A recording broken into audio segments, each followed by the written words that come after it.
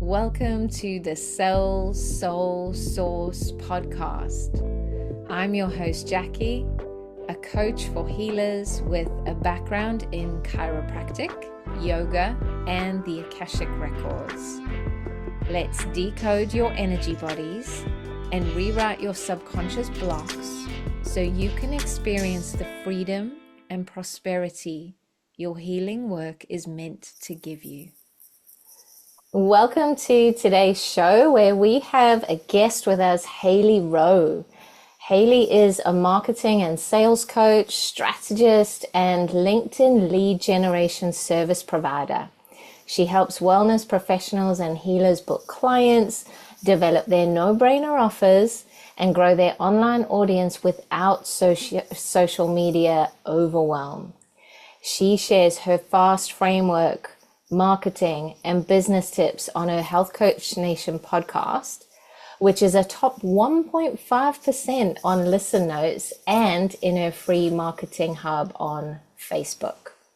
She is named as one of the top 25 coaches in Chicago and one of the top 6 business podcasts for health coaches. Hailey has worked in the coaching industry since 2010 and in business development and marketing for startups since 2017. So first of all, I'm looking and I'm thinking, you don't look old enough for that. Well, yeah, I started my first stab at entrepreneurship when I was 16. So definitely was an old soul and not the typical. What were you doing at 16?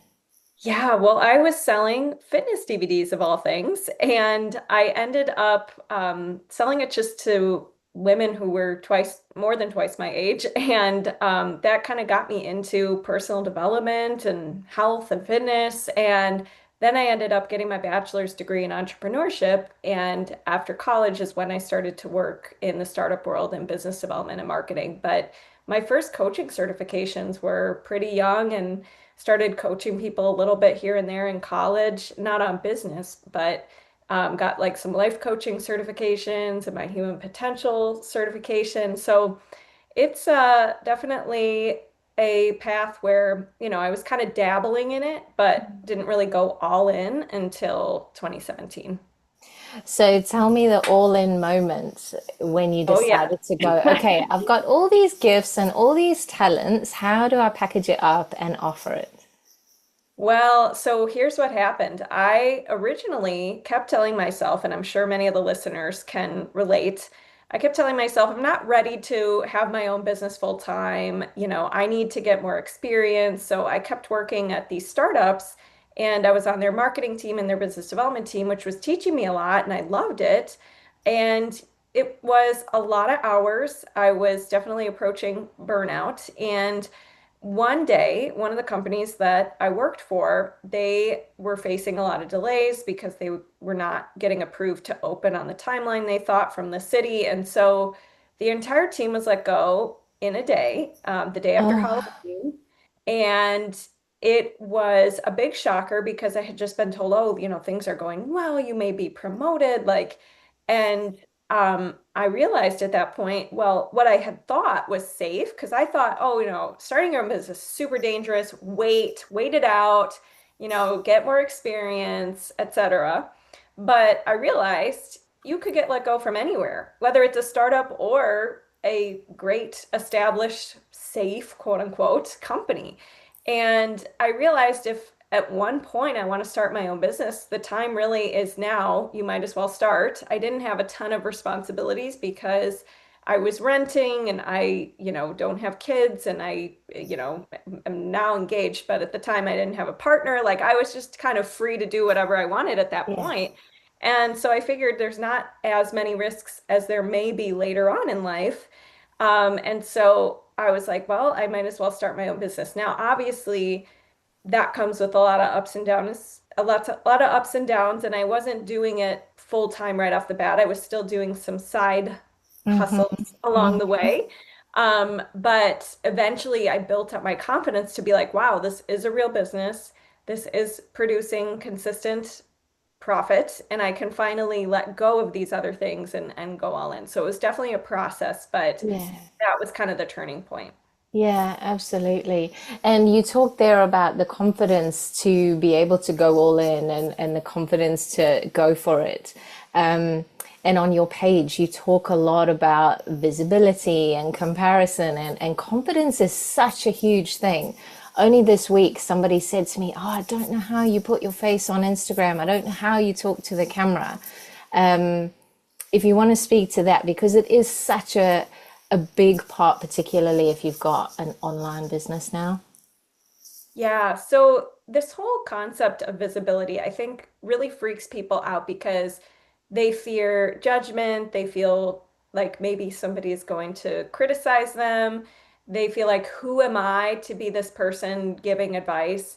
And the truth is, and one time I saw a meme that was hilarious about this. It was like, there was one picture of somebody looking sad and it said, when you realize nobody really cares. And then there was another picture of someone looking extremely joyous and like happy and like just jumping for joy. And it said, the moment you realize nobody cares. Yeah, yeah, So the way I see it is you want to focus more on the people who need to hear what it is you have to say and who you want to serve and focus on that service energy more so than yourself and what people think of me and how I look and how I sound and me. And remember that if you are newer to this, this is the time to be messing up because just like that meme, nobody really cares. Like yeah, to get yeah, people to watch your video is something we're going to have to work on. We're going to have to work really hard to get views, to get shares, to get people to sign up for your email list. When most people think, "Oh my God, I posted it once, like I can't post that again or I can't say the same thing again." And it's like, "No, repetition is your friend in yeah, marketing." And yeah, most people aren't paying attention to you. They're yeah, really not. And if they do pay attention to you, they need to hear your message. The stats show up to like 7 to 77 times before it really registers. So I just want to yeah. stress that even though you may have this spotlight effect on yourself, most people are not really paying that much attention. And to me, that's freeing. To some people, it's like depressing because they're like, well, I'm going to have to, be so visible for it to really land. But to me, it's like, that's kind of refreshing because if you mess up, it's not the end of the world. It And really it's all isn't. part of our day. Yeah. Yeah. Can you remember the first time you went on Instagram Live? Talk us through that. Oh, yeah. Well, so two things. I actually think I started with Facebook Live back in the day. And I remember my chest turned so red and my throat dried up. And so my words weren't coming out very clearly. I was like, oh my gosh, I have to delete this. I have to delete this. And you know how you can see on Facebook who's watching? I kept seeing like the most random people from like high school coming on to the live. And I'm like, oh crap, like I don't want this. Not I want you. my ideal client to see this. And so I gave myself permission to do lives for very short periods of time and delete it after if I didn't like it. Yeah, yeah, And I yeah, also with Instagram, sometimes, one of the things I tell my clients when they're easing into it is maybe you don't start with the live, maybe you start with something that's pre-recorded, but give yourself a no re-record rule, meaning I'm only going to let myself start over maybe 6 times, and then the sixth time, even if I mess up, that's the one I have to post. Because if you don't give yourself that rule or that boundary, how many of us, including myself, have spent, you know, 6 hours making one like 1 minute video? We can't do that. It's going to take yeah, up our whole life and our whole yeah, day. So, yeah. yeah, give yourself those boundaries. I remember for quite a long time, I used to have like just notes all behind the camera trying to remember what I was going to say because it felt like as soon as you click the live button, everything that you wanted to say just Yeah, drops out your head. I So know.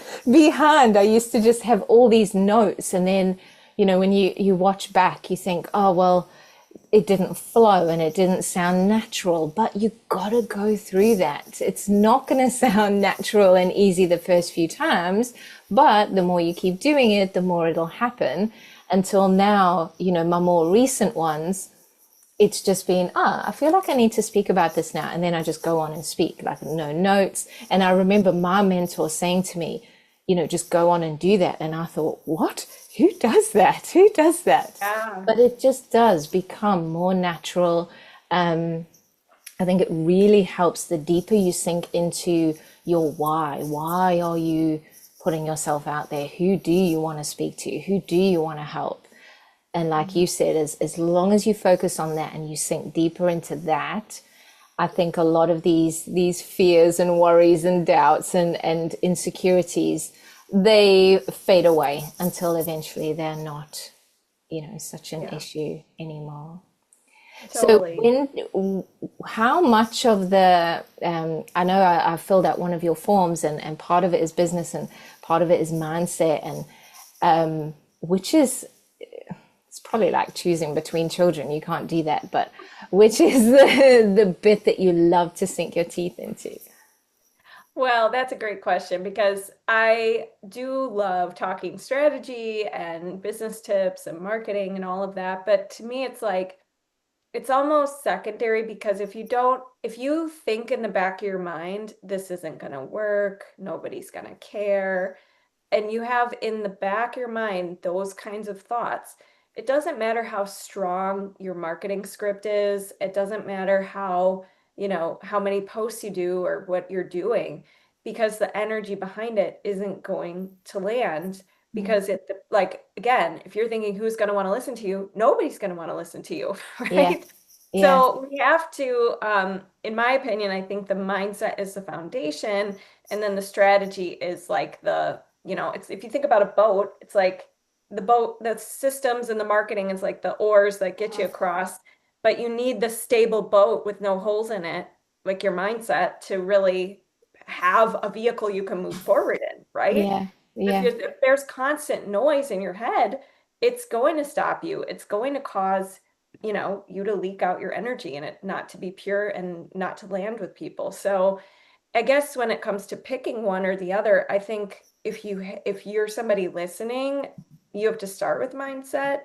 And I do usually coach my clients on that first, but I do enjoy when we get to the point where they're confident and they can be doing the marketing and seeing it pay yeah, off. yeah, yeah, yeah. I absolutely love doodling on Canva. I was working in person. So for me to now come online and be able to stay home and doodle on Canva was just amazing. But then you go through that phase where you're like, well, it doesn't actually matter how pretty this is if I don't believe what I'm saying. And so I have a whole method that helps people uncover exactly what those blind spots are, exactly what those subconscious beliefs are, because they are subconscious. We don't necessarily always know that that's what we're dealing with. We are Yeah. not aware that that's even in our psyche, that it's something that we do need to clean up. And I think you're Totally. right. The purer and the cleaner your broadcast is, and I mean your energetic broadcast as opposed to, your reels broadcast. The Yeah. cleaner that is, the harder it lands. And so yeah, I wouldn't like to put percentages to it, but it's a huge, huge percentage. And again, my Yeah. mentor says, really, every strategy works if you Yeah. kind of stick to it. I Most of agree. them do work, but it's who you're being behind that strategy Hmm. that really, really makes the difference. What are the kind of things that people struggle with the most, you see? Yes, well, I want to tackle that, but I want to add to something you just said, which is I think I don't want to give the idea that you're going to feel perfect about yourself and perfectly confident before you take any action. Because one thing I do see, and this is a problem, is some people are trying to work on their mindset so much and get it so perfect and have 0% self-doubt to the point where they never take any action. And the way you actually build confidence in addition to the mindset work you're doing is getting experience, getting out there before you feel ready, realizing you didn't die by doing a Facebook Live and realizing, wait, I think I could do that again. I think I got a little dopamine hit from that. Yeah. Right? Yes. So I do want to just highlight, like, don't overconsume, overlearn, overwork on your mindset to the point where it's causing you to take zero action. You are going to take action with fear in the passenger seat, and it's going to come along with you, and you're going to feel self-doubt while you're doing things. And that's the first thing. But as far as other things that I see, one is perfectionism. So people thinking that, I can't launch this program until I have every system, every special tech platform, every fancy bell and whistle. And that could not be more far from the truth. And the point, what ends up happening is they end up never launching it because they want this perfect idea in their head that never actually comes out and doesn't exist. So Mm, mm, that's a big one. And in order to shift that, you have to, well, first of all, side note, a great book for perfectionists is a book called Finish by John Acuff. And one of the things that he talks about is like getting it to a point. So getting it to a point where it's actually serving people and helping people is better than the perfect idea that just sits in your head and never yeah. gets out there. Yeah. I think another big one is overwhelm. And overwhelm, in my opinion, is a choice. Some people think, no, no, no, like look at my life. It's extremely overwhelming and I can't do anything and I just shut down. And my personality trait is that I can't take on a lot and they just think it's a part of them. And the thing is, yes, you may have circumstances that are a lot, like there might be several circumstances you're dealing with at the same time, and that can cause you to feel overwhelmed, but it's because of a thought. You think you're not capable, or you think you can't figure it out, or you think you don't have the skills, or you think the answers lie within your coach or somebody outside of you. And that creates that overwhelm feeling.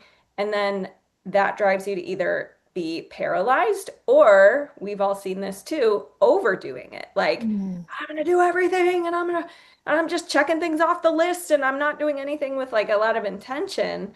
And just, trying to go, go, go, go, go, and then you burn yourself out. So those are kind of some of the two big ones that I see. Mm. Yeah, and they're so common. They're so common across the board.